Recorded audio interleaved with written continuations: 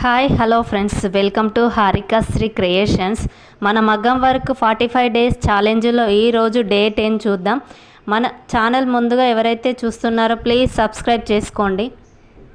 Sugar beads అనేది ఇంతకుముందు వీడియోలో ఎలా కుట్టాలో నేర్చుకున్నాం కదా. షుగర్ బీడ్స్కి అవుట్లైన్గా గొలుసు కుట్టు అనేది ఎలా కుట్టాలో నేర్చుకుందాం. షుగర్ బీడ్స్ కుట్టరాని వాళ్ళు ఈ వీడియోలో మళ్ళీ ఒకసారి చూపిస్తున్నా చూడండి. 4 mm బీడ్స్ అంటారు వీటిని. ఒక్కొక్కటిగా నీడిల్కి ఎక్కించుకొని ఒక్కొక్కటిగా థ్రెడ్కి వదులుతూ కుట్టుకోవాలి. ఇలా పూర్తిగా కుట్టిన తర్వాత చివరగా ముడి వేసుకోవాలి. ఇలా కుట్టిన తర్వాత సిల్క్ థ్రెడ్ను తీసుకొని 4 mm బీడ్స్కి లెఫ్ట్ సైడ్ రైట్ సైడ్ గొలుసు కుట్టు అనేది వేసుకోవాలి.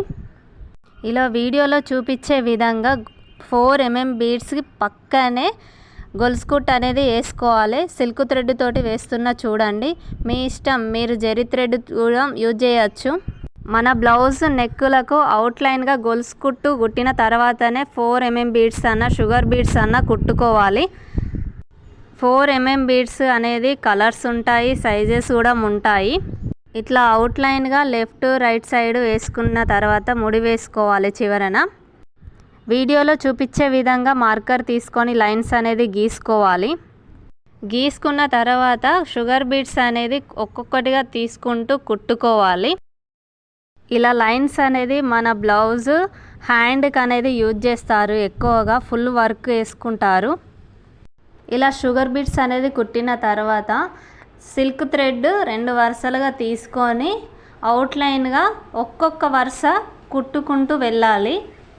సేమ్ 4 mm బీడ్స్ ఎలా కుట్టామో షుగర్ బీడ్స్ కూడా అలాగే కుట్టుకోవాలి. అవుట్లైన్గా గొలుసు కుట్టు అనేది సిల్క్ థ్రెడ్ తోటి యూజ్ చేయాలి. మన బ్లౌజ్కి అనేది ఒక్కొక్క లైన్ క్రాస్గా డ్రా చేసుకొని ఒక్కొక్క లైన్ కుట్టుకుంటూ వెళ్ళాలి.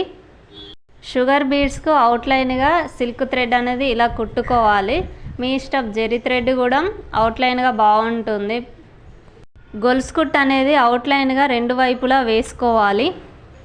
షుగర్ బీడ్స్ పక్కనే దగ్గరగా గొలుసు కుట్టు అనేది వేసుకున్న తర్వాత ముడి వేసుకోవాలి.